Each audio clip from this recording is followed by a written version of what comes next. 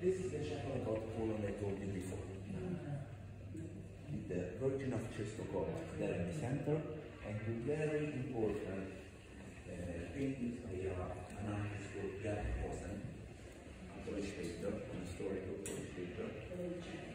That one is about the Spanish invasion of Poland in the 17th century. That one is about the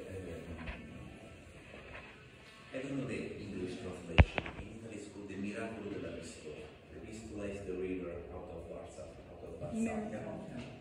And that's an episode of the war of the 20s, when the Russian army tried to take Warsaw, but they were defeated by the Polish army in a miraculous way, because you know the Russian army was enormous, the Polish army was something very small but period. But in a very clever strategy, they succeeded in keep Poland safe from Russians. So to paint is about two different invasions of Poland, made for the same pope that I told you. Used to be a nuncio apostolico, so a Catholic ambassador in Poland before being the pope. This is the reason why we have this room, and this is the reason why we have the Sobieski room. Because the painting about Sobieski, the king of Poland.